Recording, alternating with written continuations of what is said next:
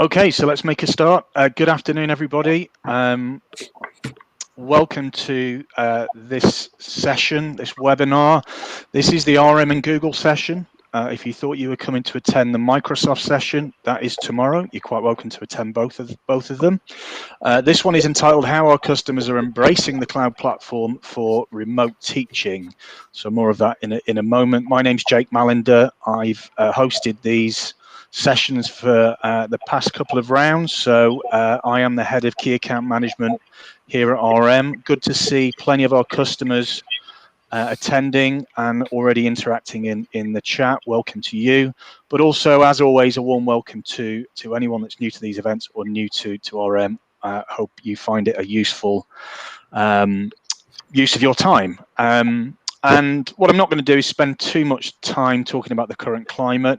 I've done that for the past couple of sessions, and I think we're all aware of that, and it would be perhaps stating the obvious. What we do know, though, is that cloud technologies continue to play an increasingly important role in schools, and will continue to do so in the years that follow, not just when we're in the midst of a pandemic, but also for lots of other reasons as well that I'm sure we'll bring to life as we work our way through the seminar. This is the third part of our series of webinars.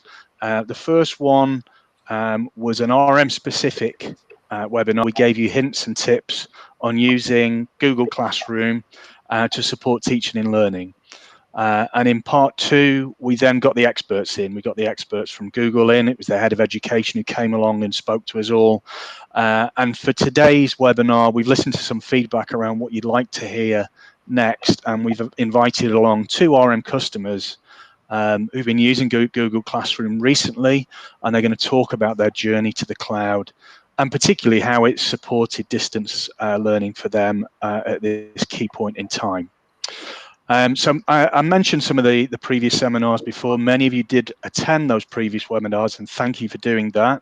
For those of you that didn't and would like to experience them, you can do that. We've recorded all the sessions as we are doing today. The presentations will all be available on our website, and I'll put up at the end the details of how you can access that. So don't worry too much about that now. We'll come back to that later on.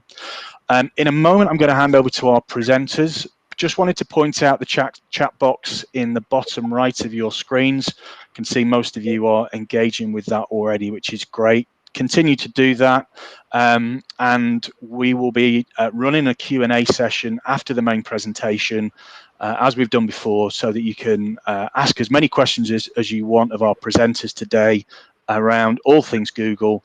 We'll do our best to answer those. And as always, if we're unable to today, we'll take a note of those and come back to them and answer them on our website later on. So that's a bit about the Q&A session. Quick introduction of our presenters. So if you were on the Google sessions in the past, you'll remember David Fitzpatrick. David works for RM. He's a senior educational consultant.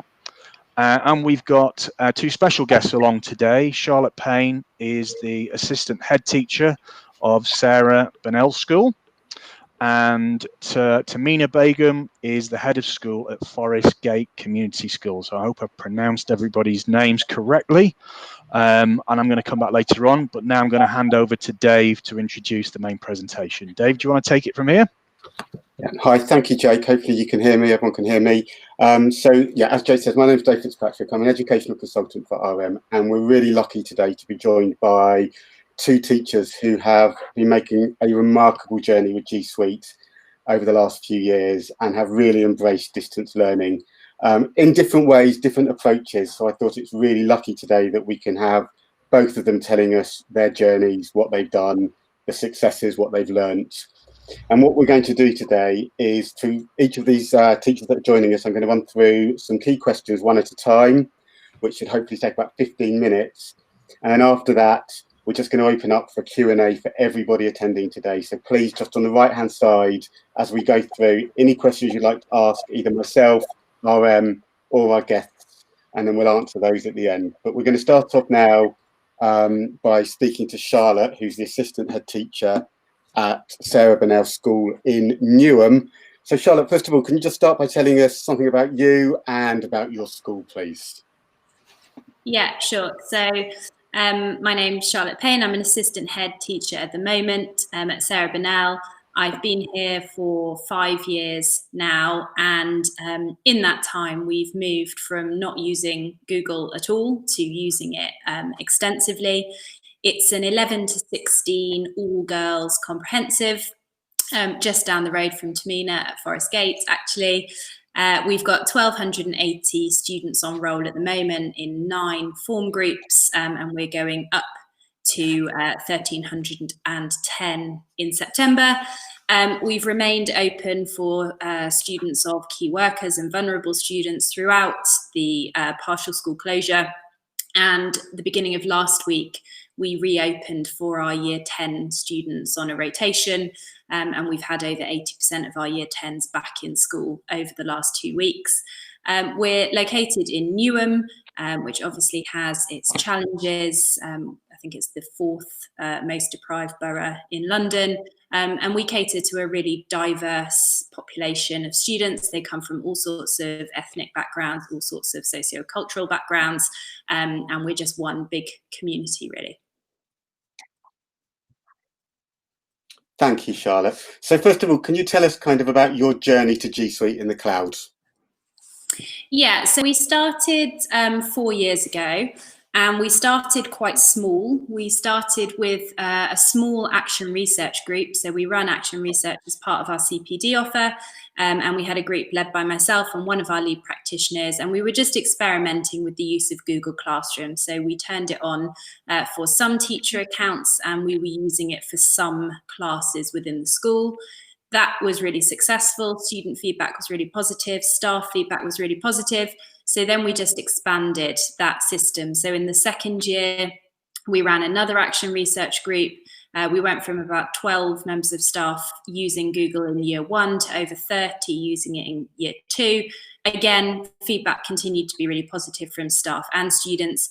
And so in the last 2 years, we have run a sort of full-scale action research group alongside a lot of other CPD, not only for teaching staff, but for support staff as well, because we've moved an awful lot of our bureaucratic systems onto Google alongside our teaching. And we're now at the stage where every member of staff uses Google day in, day out for their teaching, for their planning, their collaboration, but also for administration. We've only got a few systems now that are left on I don't know, what would you call it, the servers. We've got some use of Excel in finance, and we still have the functionality to use Microsoft programs if we need to, liaising with external providers or outside agencies. We can still download those and we can still open them.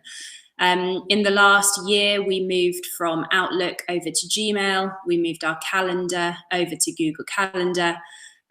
And so essentially the day-to-day running of the school now exists on the cloud. Thanks, Charlotte.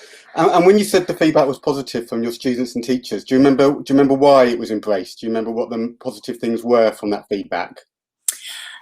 Yeah, so I suppose firstly the ease of use. I mean, what you find with Google is that essentially if the button looks like it does what you want to do, it does. If you click in, it's the wrong one, you can just go back and redo it. But this idea of having a really secure online space that can be used with students, I think was probably the key for us, because we know that everything is locked down within our domain, and that the only people that can access it are the people that have a domain user account for us, which means that we can, you know, keep that really secure.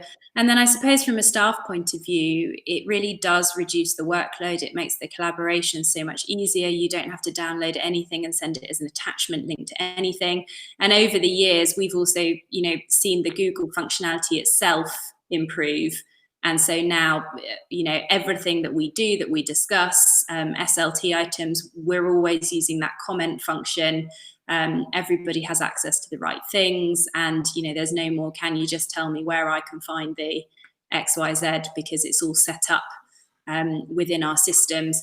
And we also, you know, now use a lot of the workflow items, so our lesson observation processes are all done through Google, and it just means that everything is where it should be. and everybody who should have access to it does, and anybody that shouldn't have access to it doesn't. Thank you, Charlotte. And I think for those that haven't embraced this journey, and I think Charlotte's illustrated that point, it just gets better. So, you know, you're not having a piece of software that's delivered and 5 years later it's the same. Every week, every month, it's just getting better and improving. So thank you, Charlotte.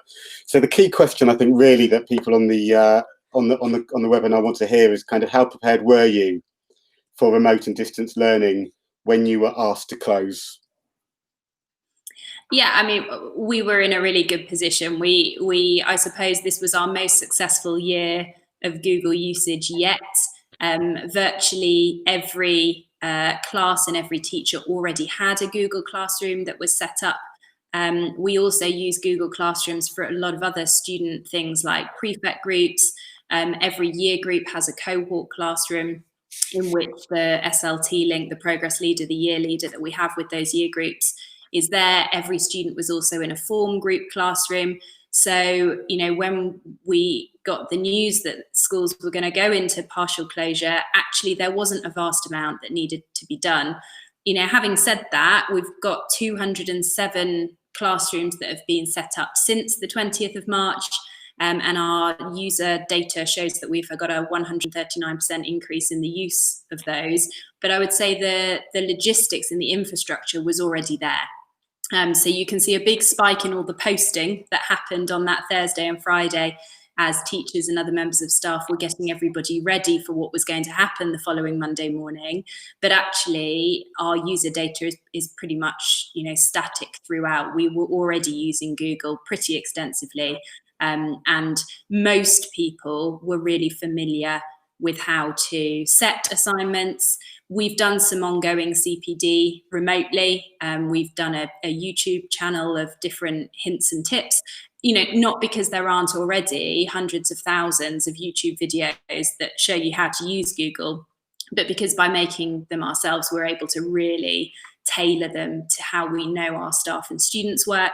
And as time has gone on, I think people's abilities have really gone through the roof. You know, people that maybe 3 months ago were uncertain about how to use Google Forms are now using self-marking quizzes with, you know, branched answers that send students to videos and then bring them back around to the beginning to redo the questions that they've got wrong. So it's actually been, for us, really smooth. And I think that's because we were, you know, already in a really good position on the 20th of March. Thanks, Charlotte. And so obviously you talked about Classroom. Is there any kind of other tools from G Suite that you started to use or you've been using that have been supporting your distance learning? Yeah, so we made the decision, obviously, like many other schools, to start live streaming. We actually sort of took our time with getting that set up because we wanted to make sure that all of our teachers knew exactly how to use it. We wanted to make sure that all of our pastoral and support staff knew how to use it. We've had TAs who have done live streams for some of our complex needs students. And we went through quite a thorough process of putting together guidance, asking teachers to sort of fill out a Google form that said that they understood it, that they knew exactly what it was that needed to be done. And we've been using Google Meet. We've done a variety of either sort of individual class streams. Some teachers have chosen to do whole cohort streams. I think we had a history one a couple of weeks ago that had 111 year 9s in it.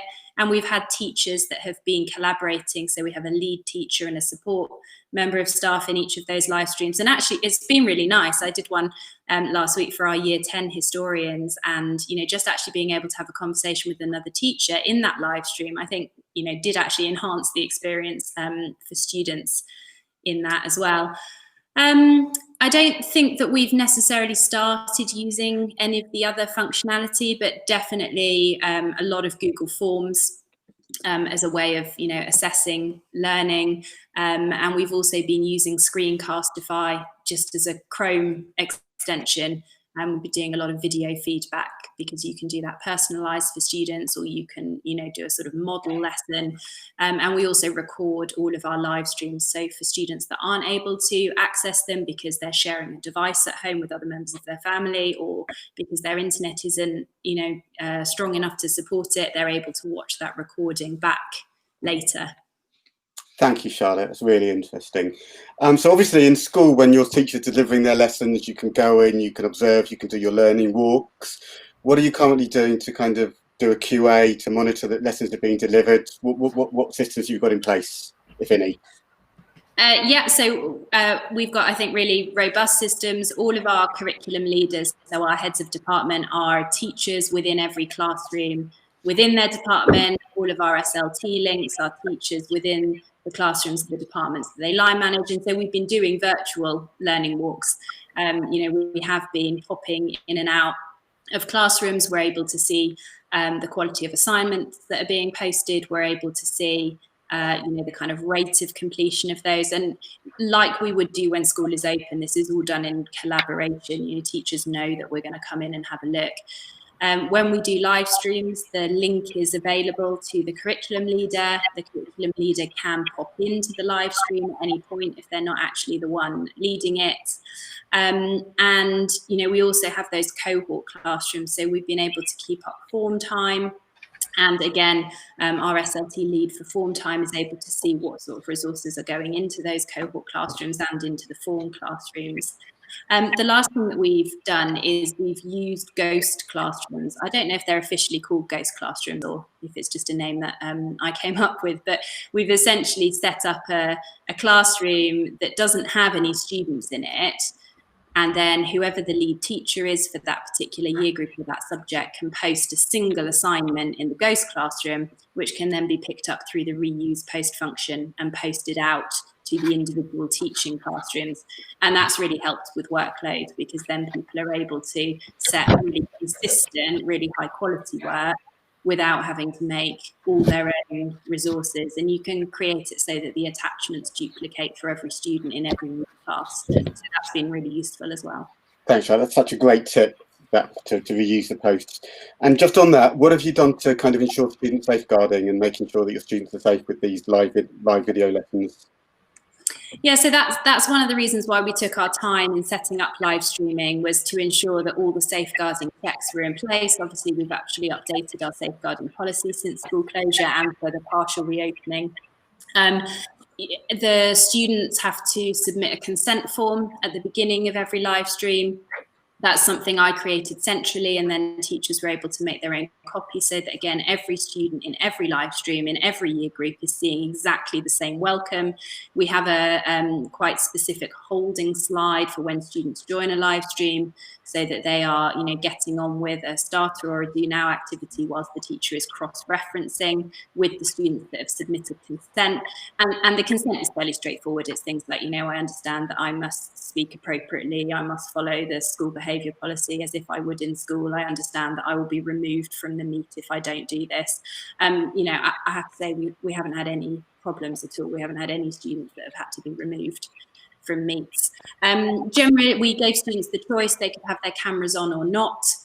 I would say most of them probably choose not to have their camera on, but they have their microphone on, and so we are able to actually talk to them. Just making sure that everybody is aware of how our safeguarding policies and procedures apply to what they might see or hear online. And our DSL and our SLT lead for safeguarding are again able to go into any of those live streams at any point. Thank you, Charlotte. And a couple more questions just before we move over to Mina. How do you think this is going to affect you when post-COVID-19, when you go back to school? Do you think anything that's happened is going to have an impact down the road? Well, I suppose, one of the things that all teachers are currently going to be thinking about is how to ensure that every student has completed, what it was they needed to complete whilst they were learning from home. Obviously, we all have students that have completed absolutely everything, and we've all got students that maybe have left a few gaps. The good thing is that none of that goes away. It remains on Classroom. We can see who's completed and who hasn't. So it may be that they can continue doing those assignments either to catch up by September or in September. Personally, it's really great to have essentially had a system that means that every teacher in the school has to have a Google Classroom for their classes. And we've centralised those codes as well. So we have a progress leader here who is essentially a head of year, a teaching member of staff, and they have a spreadsheet that has every code of every Google Classroom on it. I would really like to continue with that in September, so that we can ensure that one of the first things that teachers do when they meet their new classes is set up the Google Classroom, get the students into it, you know, because hopefully we won't have to lock down again. But if we do, we want to be, you know, ready to go at 8:50 the next morning. I think that we will continue to use some of the Meet functionality for some of our staff meetings. Obviously, it raises lots of possibilities of slightly more flexible working, which, you know, traditionally hasn't necessarily been the case in the education sector. And, you know, also actually we're part of a multi-academy trust, the Newham Collegiate Schools Trust, and we are now able actually to have better conversations with our colleagues in the other 3 schools in our trust, because we don't have to try and leave school on time to get to the other school to sit down and have a meeting. You know, we can just do it over Google Meet. Now, we don't obviously want to have every single meeting virtually. It is nice to see people face to face, but I definitely think there's a lot that we will continue doing as we come back in September and as we go through and return to some kind of, you know, normalcy next year. Thank you, Charlotte. And last question.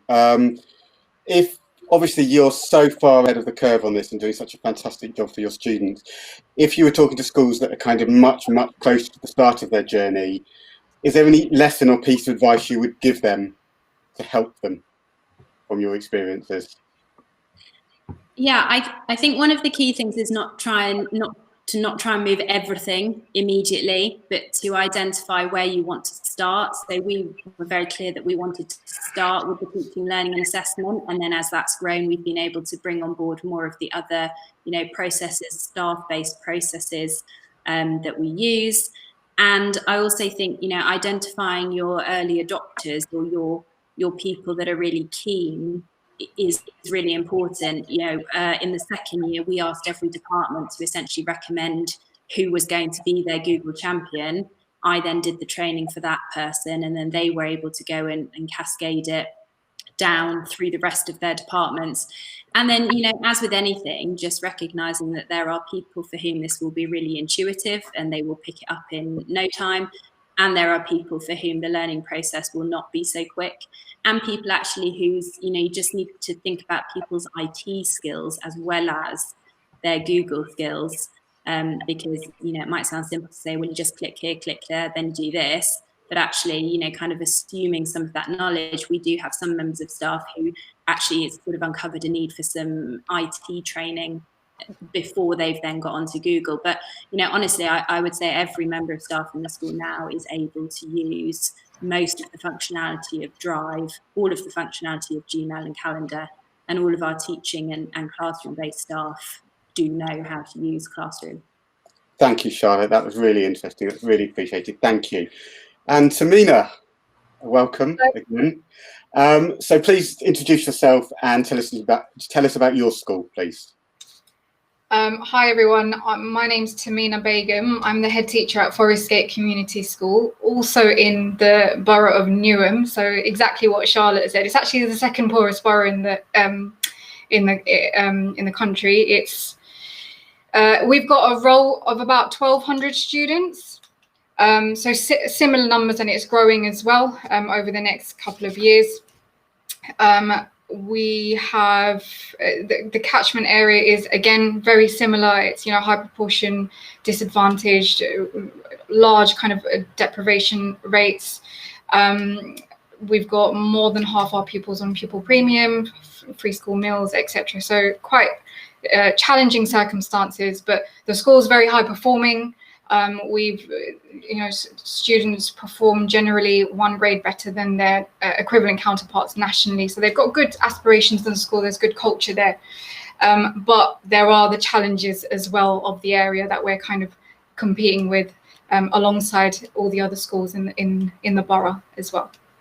Thank you, Tamina. So tell me a little bit about your journey to G Suite in the cloud. When did that start and how did that happen? I think, was it 4 years ago? 2016, I think it was, or 2015. It was my fault, really. I wanted to move the learning walks on. So we had it on a paper-based form. and I was given the role of assistant head in charge of teaching and learning, and I wanted to make the paper-based forms a little bit more efficient. We weren't really doing anything with the forms, so I moved it to Excel, and I discovered Google Forms, and that was like, wow, amazing for me.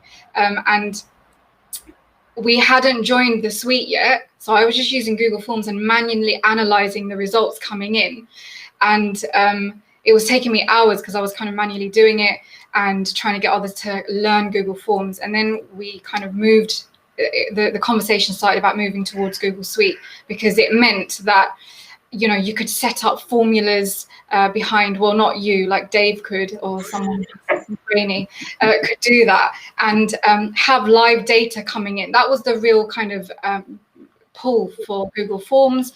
We've got a number of monitoring systems that the school is heavily reliant on to ensure quality across our different kind of measures that we take to ensure quality. So learning walks, feedback scrutinies, certain registers that we do, and to have that central, to have real-time data coming in, and to have that automatically analyzed, so getting analytics from it, was really, really useful. So that was kind of part of the reason we moved towards Google Suite. But the other really important reason was the collaboration. I think that was a kind of a large selling factor to the CEO of our trust, Simon Elliott, the idea of being able to collaborate on documents across schools and across teams as well. So that was really kind of the main reasons why we moved towards it. And it's generally made the way that we work really, really efficient. I remember kind of talking to colleagues about something really simple, like, you know, when you send an email and you attach a document to it, and then immediately after you've sent the email, you want to change the attachment, update the attachment, but you've already sent it. Whereas if it's on Google Documents, it's really easy because you can send it and update it afterwards, and it doesn't matter. People will still have that same document. So just small things like that, it meant our kind of working processes was made a lot more efficient. Okay, thank you, Tamina. And so when schools closed, how prepared were you for remote learning and distance learning? Similar to Charlotte, really.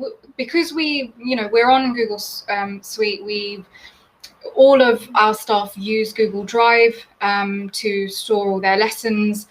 We had the infrastructure in place, essentially, and we kind of knew it was going to happen. So I remember on that last week before they announced the lockdown, we had a twilight whole staff meeting, and I just used that to kind of run through our approach should it happen, because at that point we didn't know, but we knew it was likely. So should it happen, exactly what we expected staff to do, the support that we were giving the staff. So we had a whole training session on it. We ran, frantic assemblies throughout the day as well, because we knew it would happen with students. So students knew exactly what to do, what to expect in the case of lockdown. So relatively speaking, we were prepared in that sense. Obviously, there were loads of things that we had to kind of deal with off the cuff after we were sent home. But in terms of our dealings with having things kind of central and that collaboration, that was already there. So it was kind of, in that sense, that side of things was a smooth transition for the school. Thank you, Tamina. And what tools have you been using to support delivery of distance learning? Can you tell us a little bit about that, please? Yeah, so we tried to obviously streamline it as much as possible. So we use Google Meet, because we conduct live lessons with the students just at the start of their timetabled lesson. So the first 20 minutes, we expect students to join a Google Meet, and the teacher will, greet them. That kind of contact is really important in terms of engagement, but also kind of well-being, checking in. And we found that the students really kind of held on to that at the beginning, because it was such an adjustment for them, and that kind of contact with their teacher was so needed. And also for the teachers, it was really needed.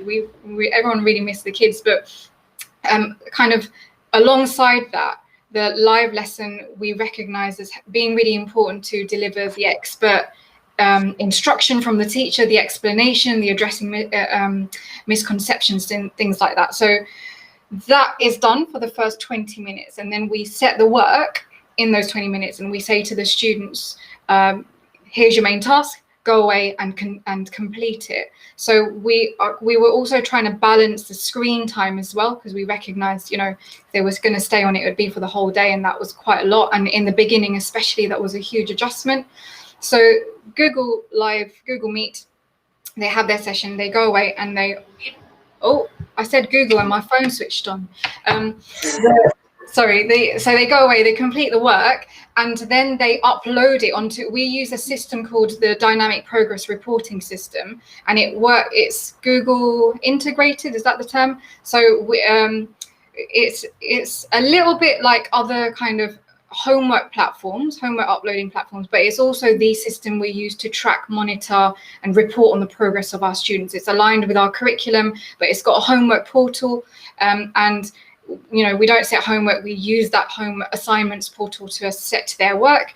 Students complete their work, they upload it onto the DPR, which is what the students have always been using anyway. So they're used to Google Drive, saving all their work on it, and they're also used to DPR. So in our heads, it was, whatever the students were used to, they don't need to adjust in that sense. So they upload their work onto the DPR assignments portal. They can straight away link it to documents from their Google Drive, and the teachers can give feedback using that same platform as well, because everyone has already been using it. So in terms of infrastructure, our G Suite has already been in place, and the DPR is something we've been using for the last few years anyway. So that was already there and it was set up. Some subjects, we don't, unlike Charlotte's school, not all subjects use Google Classroom. However, there are some subjects who do. So like our sports BTEC, computer science, and a few others, I believe. So they were, again, that was an easy transition for them because it was already set up as well. Thank you, Tamina. And what are you doing to make sure that the quality of lesson delivery is being maintained? How are you monitoring that as a school, as a trust? So similar to Cerebral, we've got a learning visits form, a Google form. We've adapted our kind of in-school one. And I really like the latest features, actually. Well, I don't know if it's latest, I just discovered it. But it's, you can upload like a document from your phone or from your computer.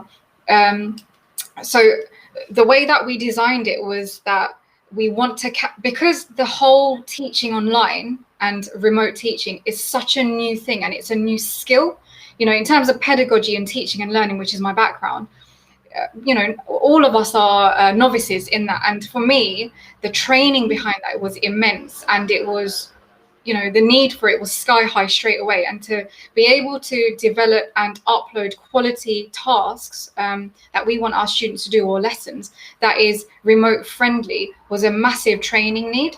And one of the best ways to provide that kind of training is to show what a good one looks like. So our learning visits form that we'd created essentially was primarily used to do that. So wherever we saw like this amazing, piece of work or a shout out or an example that was really working for a teacher, we've created this form to be able to capture that. So often I would see something and I take a picture of it, but then it would just stay in my gallery and I'd forget to kind of follow it up or send it. And whereas the form, as soon as you see it, where you pop in, you drop into live lessons or whatever, you can straight away snap a picture of it, screenshot it or whatever, and you can upload it in the form. And what it does is the Google form will, it draws it into a central folder, doesn't it? So straight away, whoever's overseeing the quality of teaching and learning can access all the files being uploaded into this central folder and disseminate how they wish. Now we've set it up so that HODs have access to that straight away. And again, it's real time. So it's really useful for keeping up the sharing of good practice very frequently, which is important in a time like this particularly. But also the other function was open responses. So if we see something particularly useful or really good, we'd write a little kind of wow comment. And the ability for that to, we've set it up so that it goes straight to the email of the person that you're seeing. And to receive that real-time feedback. Because someone's come and seen you, you kind of want that feedback, and a lot of teachers kind of requested that. To receive that feedback in the email has been really useful, and it's been received really positively as well. And it's also helped us identify ongoing training needs as well. So in the beginning we noticed that actually students were really struggling on this particular aspect of our teaching and learning. So straight away, from a central point of view, we said our next whole staff training will be focused on that. So it's enabled us to identify those needs as well. Tamina, thank you. And the last question, again, as I gave to Charlotte, if you were going to give schools that aren't as far along this journey as you are, what key piece of advice would you give them? Have a lead. Have someone who is your go-to person, but who delivers training frequently and in short snippets, not as a one-off, because that training need will be ongoing. And I'm going to echo what Charlotte said. Please, do not underestimate the lack of IT skills, generally speaking, from colleagues. What we might understand, and I'm not that tech savvy, and I don't think a lot of us are in the school, but there are colleagues who just genuinely don't know certain things, and you might assume that they do, and they don't, and they deserve that level of training because they've never had to do that before. So don't underestimate how difficult it is for some staff, and the training needs to meet those needs as well. And learning from experience, sharing permissions on Google, make sure your teachers and your staff know the implications of sharing permissions. It's such an amazing feature, but where it's done wrong, it can go horribly wrong. So, yeah. Thank you, Tamina. On behalf of RM, I'd just like to thank you both for contributing to that. I think it was just so interesting, and hopefully those that have joined also found that really interesting. So it is now 3:10. So if those people listening, if you have any questions to ask either myself or probably more importantly for Charlotte and Tamina, can you post them, and then Jake will be able to bring those questions onto the screen. Thank you, Jake. Thank you, Dave, and thank you to Charlotte and Tamina from me too. Really interesting, and I agree. I think our delegates will have found that really, really useful today. Looks like we got a question in. Would encourage any other questions today. I can see a few people are typing at the moment, which is great. So do keep them coming. We've got a bit of time left to cover these off. So Charlotte, first one for you. Thanks for your insightful words, echoing our points there regarding the move from Outlook to Gmail. What were the challenges and how did you overcome them? Sure. So I suppose we decided to move to Gmail because the more we moved to G Suite in general, the less sense it made for us to stay on Outlook and be emailing attachments that were Google Docs and all sorts of things. And a lot of the functionality of Gmail is embedded. So if you want to be able to email the collaborators on a document and you're not in Gmail, that becomes very difficult. So I suppose the obstacles were people's familiarity. Again, to echo what Tamina's just said about some people that do not feel particularly confident with IT, when you say to them that you're going to change something that they use as regularly as their email, we did have a number of members of staff that felt quite nervous about that, felt that they maybe weren't going to be able to send emails. Some of our members of staff that do a lot of collaboration with outside agencies felt that they weren't going to be able to receive attachments properly anymore. So we did quite a lot of consultation. We started with me presenting to SLT with Dave about why it was we felt that this was the right thing. That was agreed. So we then went to staff as a whole and we said, why we thought it was the right thing to do, what it would improve, and we did some demonstrations of how long something would take you if you were emailing from Outlook versus how long it would take you if you're emailing from Gmail, and then we essentially asked staff to go away and think about it, and then we used a Google form to get some feedback because we use Google Forms for everything here now. And overall the feedback was, yes, we do think that it's the right thing to do, but please can you make sure that the CPD is there and varied. So we did a number of drop-ins for staff, and we ran those at all different levels. So we ran a sort of come to this drop-in if you think you're, pretty expert on Google, come to this one if you think you're medium, come to this one if you, really don't know one end of drive from the other. And we did get people at all levels. We ran those over a 3-week period. We then did a whole series of tips. So we have a weekly teaching and learning briefing on a Thursday morning. And for the first year, actually, of being on Gmail, all of those tips were either Gmail tips or calendar tips. And we started with the fairly sort of basic, click here to compose, click here to add an attachment, click here to embed a drive link. And then, as time went on, from sort of January onwards, we started to move into some of the more technical ones, the schedule send on Gmail, using Gmail straight from a Google Slides or Docs or Sheets. Very popular tip was how to change a background on Gmail. That one went down very well.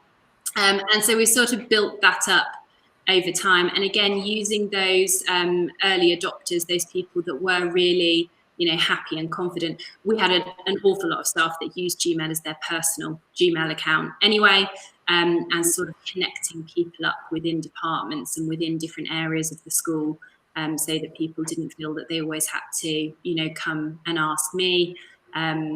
So, I suppose there was a little bit of reluctance from a handful of staff, but actually everybody is fine. We've been on Gmail for a year and a bit, and we don't have anybody who's unable to use it. And I think, like Tamina said, that ability to change your attachment after you've sent it so that it's always dynamic, and also the brilliant option to undo send when you've clicked send and you realise that you didn't want to click send yet. Outlook is fine, Outlook works, but for a school that is using Drive and G Suite, it just makes no sense to not be on Gmail. Thanks, Charlotte. And I think it's interesting because you had a very, very kind of slow approach, a lot of consultation. Tamina, yours was slightly faster, if I remember. Sorry, I missed that bit. Your move to Outlook, your move away from Outlook to Gmail was slightly faster than Sarah Burnell, from memory. Yeah, we just ripped the Band-Aid off and got with it. To echo what Charlotte said, like people were really kind of nervous about just the change, because everyone was used to years of using Outlook or whatever it was, so any change is going to be received like that. But really, I think it was often short and frequent conversations and walkthroughs of the similarities and how much easier it was going to be, really. Thanks, Tamina. Thank you to both of you for that. A bit of a longer one here from AJ. I've been watching AJ type this in the corner of the screen, so it took a while. Thanks for both of you for your great words. I'm a network manager from a school in Richmond upon Thames, currently struggling to get past the safeguarding minefield, which is live lessons via Google Meet. How did you both navigate this? Since at the moment, until September, we can't control and stop students from turning on webcams and microphones via Google Meet, ? All the best. I hope that one came across as it was intended. Any thoughts on that from either of you, really? Shall I go first? Sure, thank you. I mean, so we do live lessons for all our year groups, and what we can, when we create it, you have to put like a Google Meet nickname, is it called, Dave? You just write a name. So I could just write year 10 or the class code. Yeah. So, and then we share that code with the class. So if you've got a Google Classroom, you'd share it in your Google Classroom. We use our DPR. So it means that only the class members will receive that link, and they join it. It also means that when the teacher exits out of the window, the students aren't able to join again. It means, essentially you haven't facilitated a chat room for students. And as the creator of the meeting, you're able to delete or get rid of students if you need to. But the streaming alternative is always there as well. Obviously, it's not interactive, but that's an alternative that we did think about when we were thinking about the safeguarding implications. But I think initially when we were thinking about that, we made it bigger in our heads than it actually was, because in reality our Google Live lessons are fine. You set up the expectations, you make it really clear to in any kind of setting behavior expectations for students. You communicate that clearly. They know the consequences of anything that falls short of the expectations, and you kind of deal with it like that. For us, it's not been a problem. We do virtual assemblies using Google Live Meet as well. So we've got like 150 students or around that many joining Google Live assemblies every week, and it's fine. It's just, it needs to be regulated by the teacher, expectations known. With larger audiences like assemblies, you've got the form tutors in the chat moderating what they're talking about, and yeah, so it's been fine. Great, thank you for that. Anything to add, Charlotte or Dave, on that? I mean, I would agree with and echo everything that Tamina's just said. You know, we did a lot of work on understanding exactly what the safeguarding concerns could be, what staff might potentially see. And, you know, Dave, is now a good time to share my screen for 30 seconds, do you think? Okay, go on, Charlotte. That'd be great if you don't mind. Sure. So we put together a guide that went out to teachers first, which you should be able to see loading up now. Yeah, we can see. Is that there? Yep. Great. So, you know, like Tamina says, we use the Google Meet, which is integrated into classrooms. So every classroom has its own Google Meet. We had 2 different options. We did some very clear guidance on what staff had to do. We put all the resources that they needed in a folder. We had a clear safeguarding set of statements about, you know, what we expected.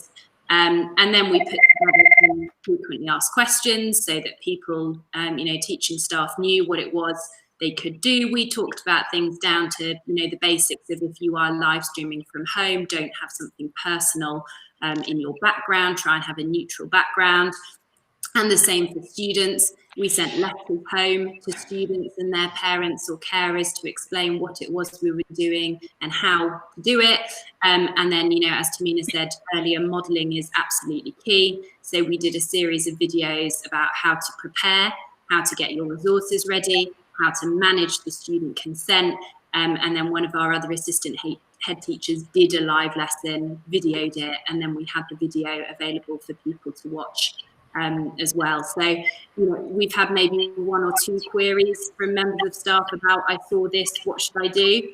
But by and large, it's been absolutely fine. So, you know, I suppose I would say the payoff is worth it. You know, the value that students get from it in being able to have that expert input from their teachers, like Tamina says, the value that actually teachers get from it. You know, for some members of staff that haven't been in school at all, you know, they've emailed me saying, I felt like a real teacher again. You know, we just took the view that, yes, it might be a bit of a safeguarding minefield, but we put everything in place that we can, and it's worth it. It's valuable enough to make it worth it. Great. Thank you very much for that. We got a question from Thomas. What is your approach to technical support once you've switched to G Suite? Do you use on-site or remote support personnel, or a combination of both? Any thoughts on that one around the support side of things? Ours is a combination of both. So we do have on-site support from RM, and I also email Dave quite a lot. That support is absolutely there. You know, there's no question that we've ever had or process that we've had that we haven't been able to you know, solve really quickly. And mostly, you know, things are set up properly. Like Tamina says, with the sharing permissions, if you set them up properly, then you're not going to have a problem. Right. Thank you. How many live lessons are students expected to join per day? So that might be a different answer for both of you. I'm not sure. Yeah, at Forest Gate, they follow their timetable essentially. So 6-period day, but they don't join for the full time. So it's part of our kind of strategy to help students regulate their day by themselves at home. but they're required to join for the first 15 to 20 minutes at the start of their timetabled lesson, and then they move away. They can kind of exit the screen and carry on with their work after those 20 minutes. Yeah, we've done something reasonably similar.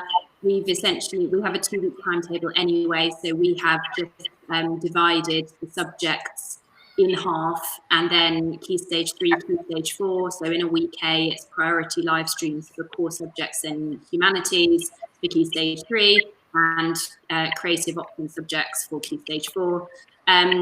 If we look at our figures, I think we've had something like in the region of 70 live streams to each year group over the last couple of weeks. Some of those might be whole cohort, some of them might be individual class. So slightly less structured, but I would say on average students are probably attending 2 a day, maybe 3 on a busy day. And like Tamina, they tend to run for anywhere between 20 to 40 minutes. Yeah. Great, thank you. I'm interested to know, does your school keep any sensitive information inside Google Team Drive? So I guess a security themed question here about your experiences of Google on that front. Tamina, any thoughts from you? Again, I think it goes back to permissions sharing. So it's really good for that. You could, if you set it up properly, and the people who own those documents have set it up properly, it's absolutely fine. But where it does need to be done properly. So at the beginning, the training needs to be there to ensure that privacy or sensitive information, people understand how sharing permission. It's simple enough, it's easy enough, but it's also really easy to share beyond those permissions if you're not careful. So it's a matter of meeting those training needs at the beginning and not forgetting that anyone who joins later as well. So staff who start later and have missed initial training or whatever will need ongoing induction and training on things like that. Great, thank you for that.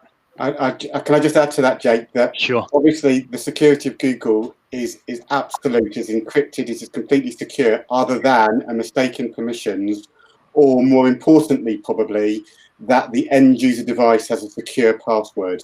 Because obviously, if you've got Google on your phone or your tablet or your computer at home, but your password is password or 12345, then clearly all of that data is easy to get at. So really, it is the end user, which is the main security flaw here. People have to have secure passwords. And that's the same for any platform, isn't it? That's kind of good practice across the board.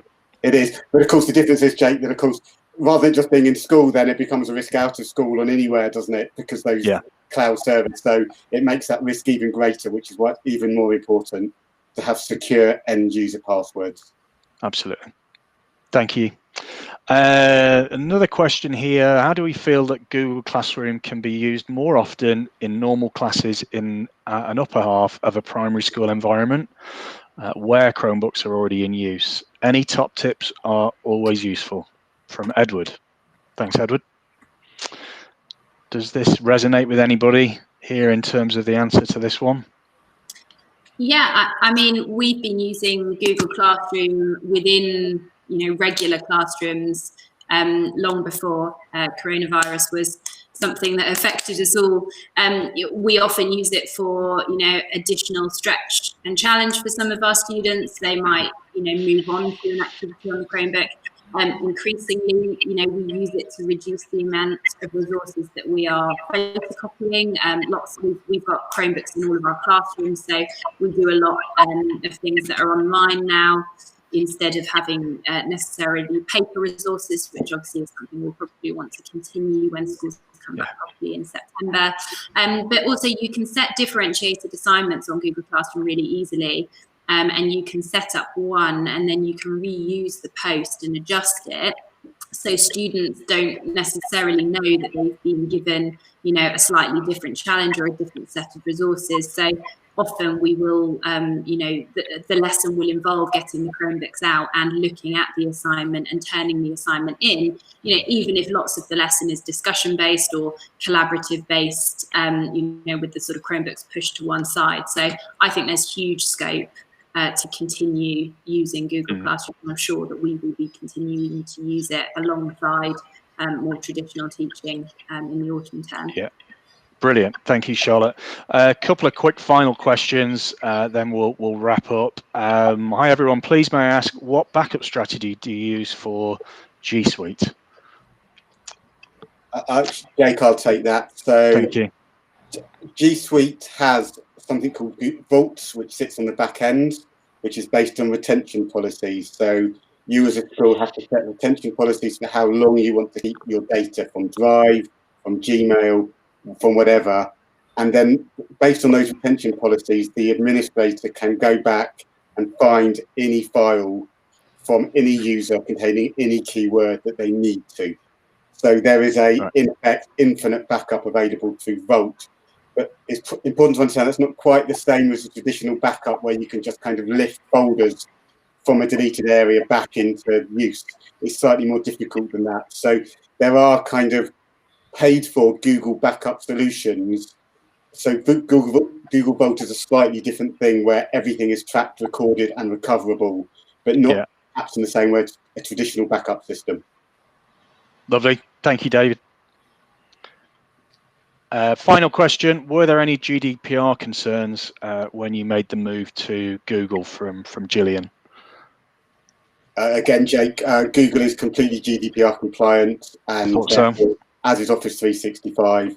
These have all been approved by the DFE, so they're absolutely fine to use. I come back to the point, though, that it does necessitate end users having a secure password, because if they're not, then obviously it's not. Yeah. Thank you. Thanks. And I think that concludes the questions. I know Charlotte needs to get off for a 3:30, so do drop off when you need to, Charlotte, and I'll just quickly wrap up. So thanks again to David, Charlotte, and Tamina for giving up their time today. I know you're really busy, and we are really, really grateful. I think I speak on behalf of everybody when I say that. Couple of points around the recording today. So we'll send it out via an email as we do normally. So keep an eye out for that. We've not really touched on the DFE scheme today around adopting cloud technologies, but there's a link there that you can access if you want to find out more about that scheme if you've not engaged with it already. And then you may have further questions for us, and that's absolutely fine. We do encourage that. There are some contact details on the screen there. Do use those if you've got any questions or want to follow up on today's seminar. Final point, big thank you for you all attending as well. We're really grateful that you've taken up the time to do that. As always, we ask you to complete a survey now, which will appear on your screen. We're just going to keep the presentation running for a few minutes. I think approximately 10 minutes actually, to allow you to do that, although it won't take 10 minutes to complete. These are very quick questions for you to answer. So you'll see that shortly. And again, thank you on behalf of all of us for attending, and we look forward to seeing you again soon. Thank you.